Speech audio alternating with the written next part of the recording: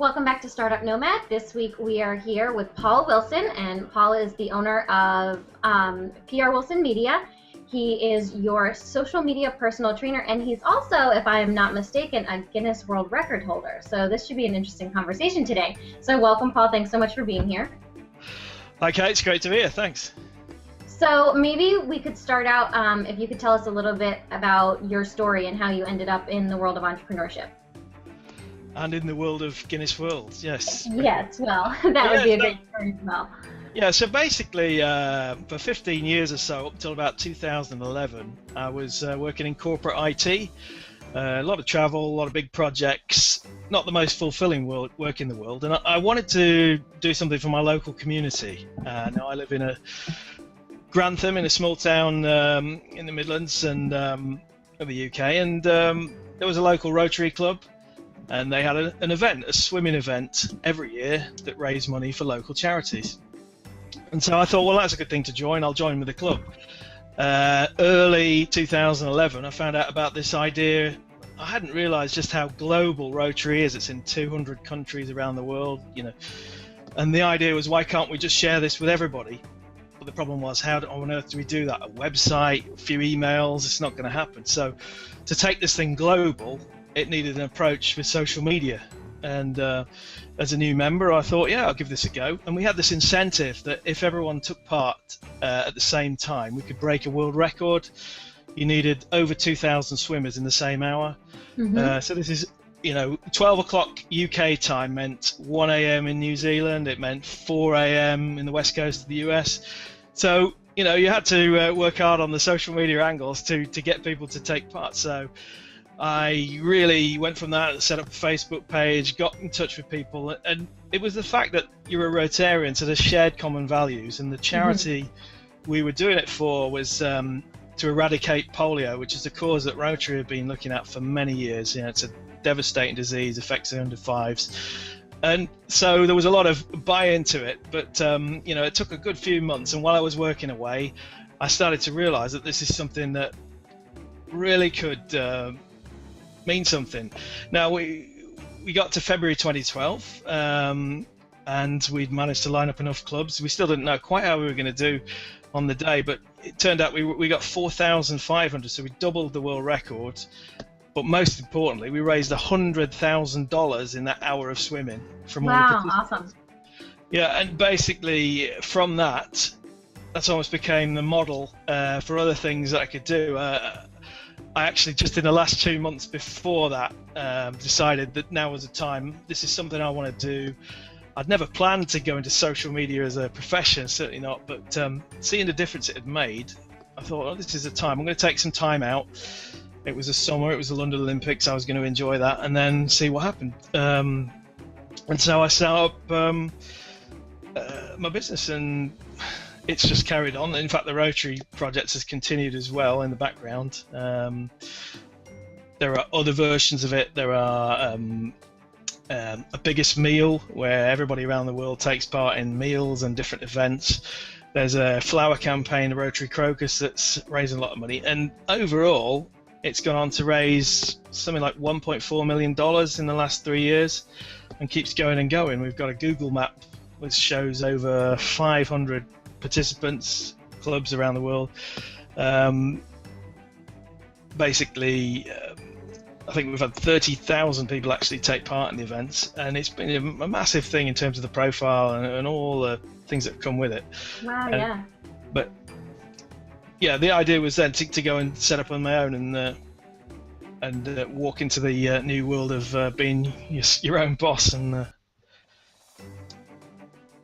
that's what happened. So basically, there was a festival in Grantham just shortly after that first event, which was all about Sir Isaac Newton, who's the biggest name to come out of this town, that's for sure. Well, Margaret Thatcher's another name, but yeah, they'd never celebrated him. And there was 6 months to a festival in September 2012, and they wanted social media. So at that time, I did it in a sort of part-time voluntary role just to get the feel for it. But it went really well. It was a big national festival. We had thousands of people into the town of Grantham. huge amount of interest and traffic. I think we got more social media influence ratings than every other festival in science and arts, apart from the Edinburgh Festival, which is the big one in the UK. So it was something that really took off, and that was it. Then I had to come up with a name, company name, and actually set the whole thing up. So October 2012, I took the plunge completely and not looked back since. Wow, awesome. So Paul, you're actually only the second person I think that I've talked to that's in the UK. So I'm really interested to hear about kind of what's going on over there in the entrepreneurship world and the startup scene, how the energy is, and what people are working on. So I know that's a super broad question for you, and I apologize, but if you can just tell me a little bit about what's happening in your neck of the woods, that'd be awesome. Yeah, well, I think it's very vibrant now. Obviously, we're probably a year and a half post-recession. Certainly the last year, things have really started to pick up. And, I only started networking around that time in October 2012, so it was all new for me to see. But probably in the last 6 months, where I'm in Grantham, there's some big cities nearby. There's Lincoln, Nottingham, Leicester, and in all of those centres, there's a definite surge in activity. All the people that we work with and get together. Oh, I'm too busy to come. People are dropping out of networking because they're too busy to do things. But actually, I think that was the big learning curve for me, was that you can get so much by collaborating and partnering with the people in your networking group. You find out about so many events and support for small businesses. So we have the Federation for Small Business, the Lincolnshire Chamber of Commerce locally, and they're brilliant. They all the support. There are lots of individual workshop sessions and whatever. And one thing I now do as this social media trainer is I run masterclass sessions for the Lincolnshire Chamber. So they get groups together, 12 businesses usually in a session, and it's part of the sort of fibre optic finally catching up in the UK. We've never really been that high up on getting super fast broadband. I feel we're lagging.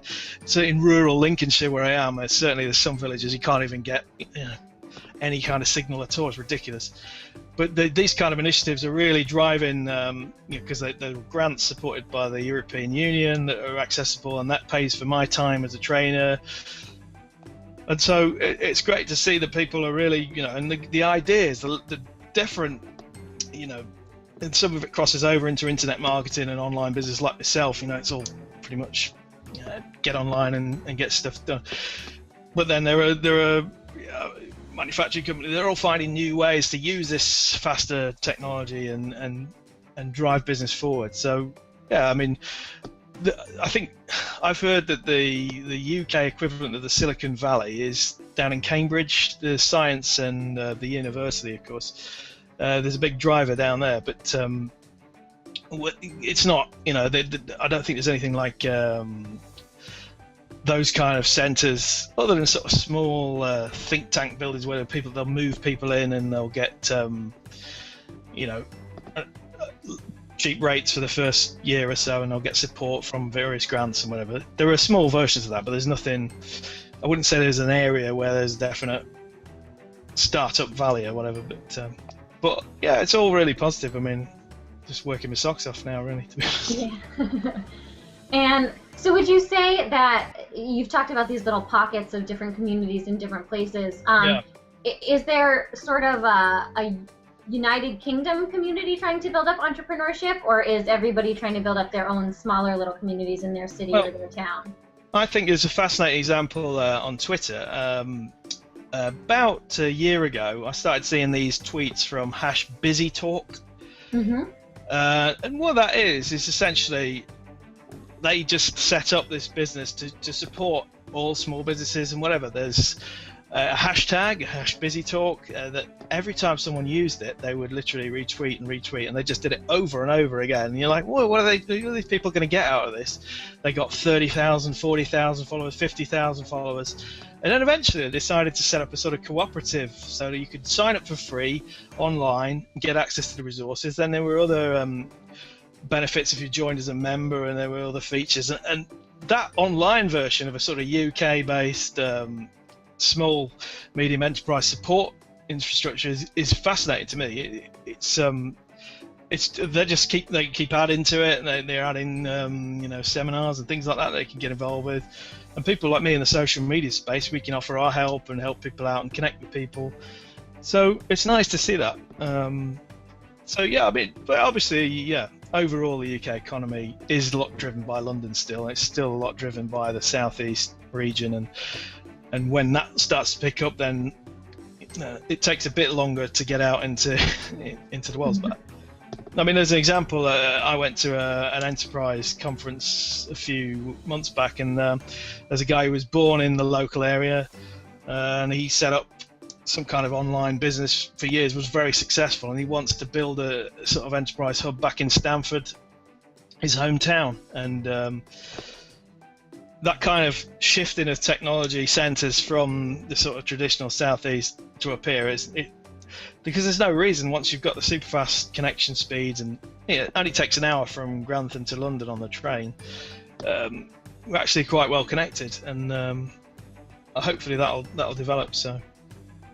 And how about with the rest of Europe? When I was talking to people in Spain, they actually kept mentioning the UK as hopefully in a few years will be as developed as the UK. So do you work with, or maybe not you personally, but does the UK ecosystem try to communicate with the rest of Europe at all? Oh, definitely, yeah. I mean, despite the discussions that go on about should we be in Europe and political membership, or should we just be trading, and of course we had the rise of the UK Independence Party was a popular sort of theme as always. We want a referendum, do you want to come out? I think that people on the ground just get on with it. I work with exporters in business networking, and they're very active trading with people from across Europe. There's, as I said, the European grants benefit us for the likes of the training sessions and whatever. So there's a huge amount really. But yeah, with social media, I can have customers anywhere pretty much, but I tend to develop most of them in the local region, just because that's it's nice to be able to actually speak face to face with people. It's fantastic to do, and I've worked with a startup in the US, and I've done other things around the place, but there's kind of that personal connection. So yeah, I guess I'm not quite au fait with what the general business patterns are, but yeah, we get like talks and from the trade and industry groups and people like that keep you across what's going on around the world, in Europe and wherever. So. And so, as your ecosystem develops, what would you say is the #1 thing that's missing? If you could bring something there tomorrow to help entrepreneurship and small businesses, what would it be? Well, the whole nature of social media is about bringing communities together, connecting communities, and business communities are no different. We have locally tried to move towards one business club will merge with another. What's the point of having separate evenings, and maybe there's things we can work together on. Even on the Rotary clubs, lots of partnerships with local community groups that they weren't necessarily talking to before. So I think that's the thing, is to maybe have more like this sort of Busy Talk example, but centrally funded. There are lots of initiatives to sort of restart the economy in certain areas, but it seems to be they look at, say, if regenerating Grantham, it would be building houses first before you actually create the wealth and the opportunities, and it should really be the other way around. There should be the service opportunities set up, and that needs centralising really. As good as and as vibrant as everyone is with the local small businesses and working together, there's probably a lot more they could do if they had hubs, technology hubs I guess would be the description. Just an area where you can all get together and try out the new technologies and come up with new ideas that all this technology enables us. We don't do enough video calls, we don't do enough collaboration, even though the equipment's there and most people have got reasonable enough speeds to do it. So yeah, but I think that will certainly develop. We're a year out of the recession, and the next 4 or 5 years I can only see growth. I can't see any other path, whether or not. So But yeah, I mean, yeah, I spent the last couple of years really working out which areas I want to focus on. How do I want to grow the business? Now, long term, I want to do that through internet marketing and my YouTube channel, and I'm working with a group in the States that another startup venture that basically take your YouTube content and put it into lesson format and packageable courses. Yep. Curious.com is the group, and I can see that as a nice way to sort of, instead of spending my hours for dollars, I can have a certain sets of passive income coming in and all that kind of thing, and just get on with what I love doing, which is just training people, group sessions, and in all the ins and outs of not just social media but the whole thing, linking it with your website and all of that. So yeah, absolutely. I actually have a course on Curious, so once you get yours up and running, let me know, shoot me over your lesson links, and I'll put them below this video on my YouTube channel. Oh, brilliant. Very good. So I always ask people that I interview to give advice to aspiring entrepreneurs, but since you're a social media guy, I'm going to ask you to answer that question twice. Once would be, what's your best social media tip for an aspiring entrepreneur? And then the second one would be, you as an entrepreneur, what's your best general tip for somebody that wants to get into the entrepreneurship scene? Right. Well, when it comes to social media, the model that I developed from that experience of the swim and then everything that's followed on from it has always come back to three things: prepare, build, and engage. Okay, so if you look at most people go onto social media, they do this sort of, we'll set up an account, and then they rush on to try and tweet or post and say, well, I'm not getting any responses here. Is this the right thing? And they worry about what they're saying, what they do. What they haven't done is the build bit in between. They haven't actually gone out there to connect with people and work out who it is they want to connect with. Anyway, but even before that, you've got to prepare. You've got to have a consistent brand image, logo, description of what you do, so that people can see who you are online, and make sure that on each social media platform, and really only one or two initially. People try to go on 5 or 6 different things, and it's where you're first found is going to be the thing that people are going to find you for. So there's no point going to an empty profile page when you've got quite a great story on some other platform. So that's the prepare bit, so you're going to get that right. But the build bit is so neglected. I mean, for me, the best social networking platform to grow your audience, get going, is actually Twitter. Now, people will go, yeah, but it's just people talking about the breakfast and what they're doing, and but actually, the power of lists on Twitter, where people have publicly created a list of, these are really good contacts, these are all the people I use, social media experts, these are local businesses, these are local media companies. It's already there for you. You just go and follow, connect with those, be proactive, and then they'll look at your profile. If you've completed it right, they'll go, oh, yeah, I'd like to follow you back. You're taking the initiative and you grow your audience. You can grow by, I do a service where 500 followers in a month, whatever the business, is very easily achievable, and they're relevant followers. They're not, just spam accounts, robots, whatever they're trying to follow. So by getting that audience in place, the last part, which everyone, what content is king, right? I need to create great content. That becomes so much easier because you've got an audience who are actually interested in who you are and what you do. So I would say do that for every bit of social media you do. Prepare, build, and engage, and you'll get a lot better use out of your time, because it's always seen as a time drain. It's always seen as it's difficult. What do I do with it? I'm not sure what to do next. Get organized, and it really works well for you. And so on the entrepreneur side of things, and again, what I ended up doing was following a passion to make a difference. Really, that's what I wanted to do, and I saw that come to light, and I saw it come true. But I think if you set out with I'm going to make X amount, and I'm going to go into this, and I'm going to make this, that, and the other, that's the wrong way around, because it's basically you follow the passion and the money will follow, rather than try and chase the money and then, because you don't know what. Again, I never would have anticipated a career as a social media. The people, consultant, whatever, expert, etc. I would never have planned that, but having seen what it can do compared with the previous 15 years where I never got that sense of satisfaction from any of the big projects, even though they were, well rewarded, etc., etc. This stuff actually made things happen, and it helps other people do things. So, whatever and everyone's got different skill sets and things that they're interested in, but it's those interests that are key. Because you're doing something you really relate to, it's going to make it so much easier. And that's certainly what I've found. Awesome. Well, thank you so much, Paul. Those were great tips. Thank you. I really appreciate the opportunity, and yeah, lovely to talk to you. Great, you as well.